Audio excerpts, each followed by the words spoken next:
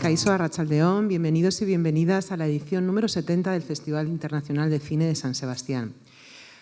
Vamos a tener ahora la ocasión de tomarnos un café con la directora de la película Something You Say Last Night.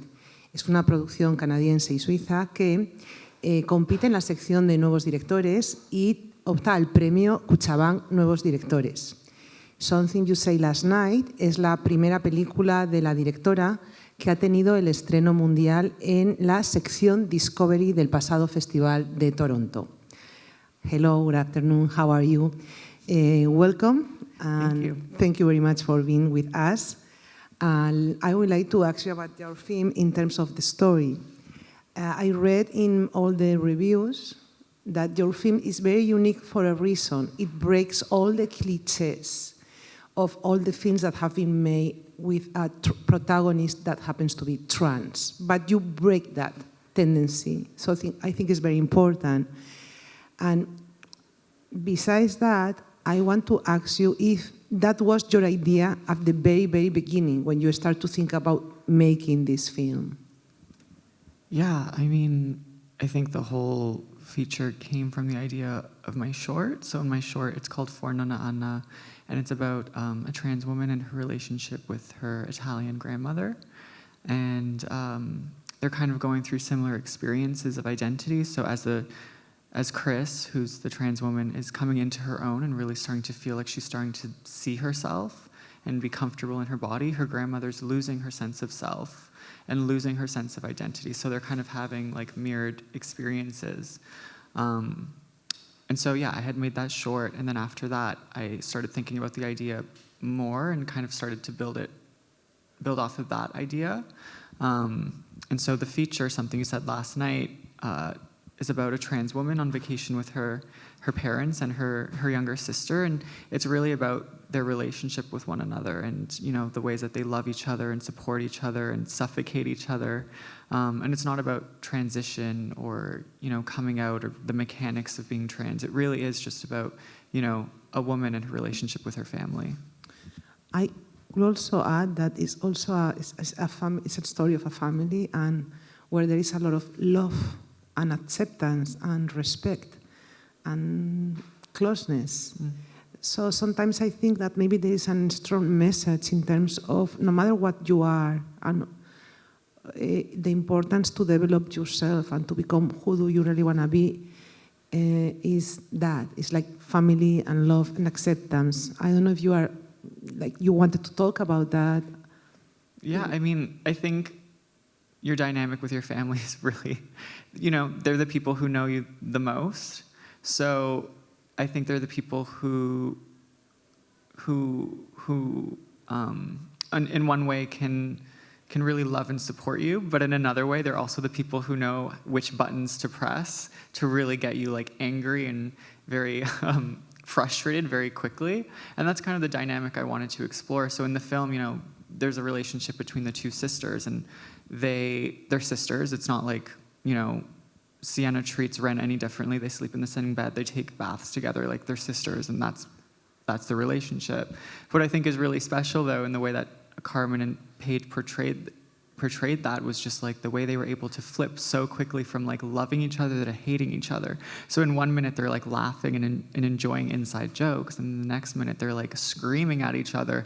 And I don't know. To me, that's like a quintessential relationship with a sister. That's how I am with my sister. Yeah. But even though they are like sometimes that they are like in conflict or they hate each other, that is a manifestation of a good relationship. Yes. So yeah. I wonder also, like, in this family where there is a lot of love, also when you introduced the film yesterday to our audience, you kind of dedicate the film to your family. So I guess in your life, family and the family support has been very important. But we also have to understand that our society creates families as well. So is there any like choice or message that you want to maybe share in terms of, for example, having Renata she's the protagonist. She's like any other young American girl, that she has the dream, the American dream, as everybody does. And it happens to be that she's trans, but she's so okay with who she is, and her family too. So how important is the family in that development of the character or in a trans person life? I mean, I think even just looking at the statistics of like trans people, when a trans person's family supports them, the statistics of like them doing better in life just like exponentially goes up. And we can see that in just like the data. But data aside, I mean, I don't think I would be here without my family. I don't think I would be on this stage talking to you without the support and the love of my family. And what I have with my family, I know isn't necessarily portrayed in the media a lot, but that's exactly why I wanted to show it. I think, you know, when you show, like cinema is a mirror, and when you show it and when you like hold that mirror up to an audience, they can see themselves in those characters. And so hopefully, you know, if there's people in the audience who have a trans son or a trans daughter and they're a little bit iffy about how to support them, this can be kind of like a guide and be like, they're just like anyone else, and you just have to treat them like your other children. I don't know, in my family, since the day I came out, there were no questions. I was just accepted. Like when I came out to my grandmother, my Italian grandmother, who, you know, has a grade 2 education, is illiterate, doesn't speak any English, is extremely religious, Catholic. All she said really was like, okay, well, Jesus loves everybody. And I'm kind of like, well, if she can do it, then no one else has any excuse. Like, we can all get on the train and just like move forward with love and acceptance. And that's beautiful. There are many aspects that I think they are remarkable. For example, the way you portray the female character, like the mother, like a strong mother that is always fighting to keep the family together, and then the male character, the father, he's quiet, he almost says nothing, but he's like the example of unconditional love. Yeah. So is there any message in that, you know, portrait of female, strong, Italian, very, you know, she is all the time kind of yelling in a way like this. It's a little bit cliche of an Italian mom. But what is not cliche at all is the male, silent, there, present. His presence, he's not absent, but he says, he doesn't say much. Why? I think, you know, when I was thinking about these two parents, I went into it thinking like Mona, the mom, was probably someone who was a very good mom when the kids were children. And the dad was maybe a little bit more hands-off, maybe a little bit busy with work and wasn't so involved. But now that the children are all adults, I think there's been this like shift where he actually is a better parent to adult children, and she's still treating them like they were kids. And so now he's kind of, I mean, I don't want to say one parent's better than the other, but like he just knows more intrinsically how to parent adult children, and she's still treating them like children. And I think that comes with just his personality and just like how quiet he is, or he's not even quiet. He's a people watcher. To me, like he's a lot like Ren in that he doesn't say a lot, but he doesn't speak a lot, but that doesn't mean he's not saying anything. Totally. Silence is very outspoken sometimes. Exactly. But it's interesting that you have chosen the male character to be, and then is the one actually that maybe knows how to deal better with conflicts. Yeah. So I also, sometimes we are like very close to Renata, to the protagonist, you follow her with the camera, and sometimes you leave the camera outside of the house, and we see the scene outside, still camera, and we see how they maybe fight or they're having fun. In what moments or why did you choose to do that? What was the intention behind that camera placement, or it was coincidence, or what was the meaning, or? I think from the beginning, Norm's a cinematographer who did a great job. We like established a couple rules that we just kind of followed throughout the whole film. So like one of the rules was we never entered a room before Renata, so we're always following her. Another rule was, you know, the camera doesn't move unless Renata's moving.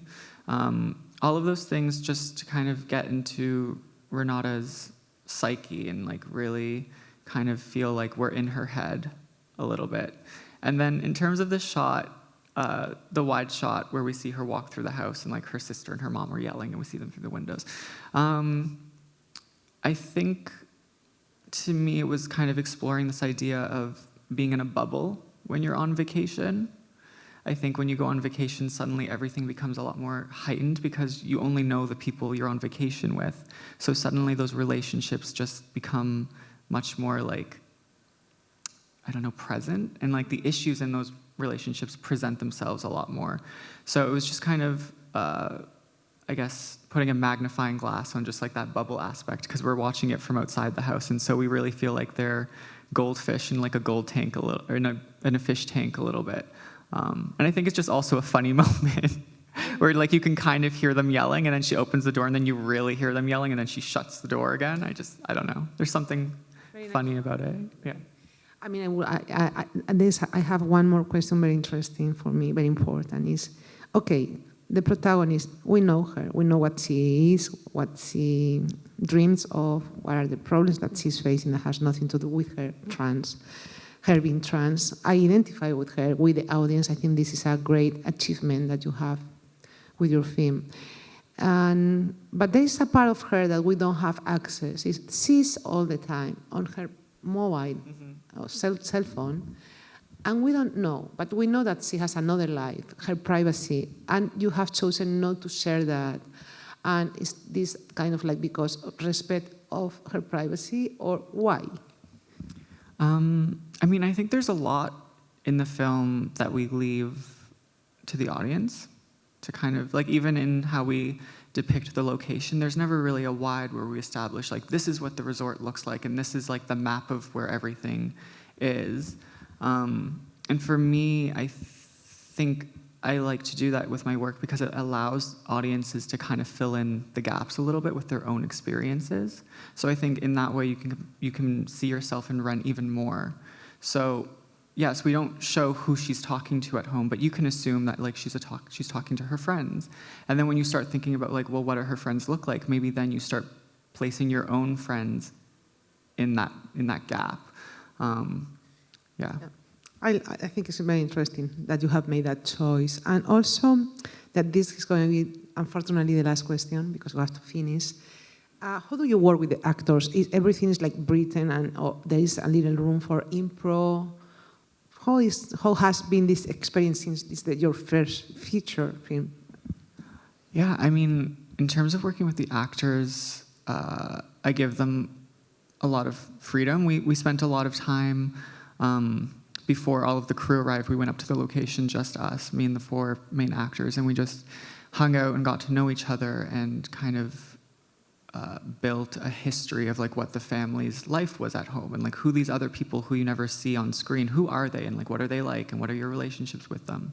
So then it allowed for us to like have fun on set and like break into improv when we felt like it. To me, the script is like nothing to be precious about. It's a guide, it's a roadmap, but it doesn't necessarily mean you have to take that path to get to the destination. Sometimes, you know, you go off-roading a bit, and that's where you find like the magic of the moment. So it is like very much like a collaborative effort on all our parts.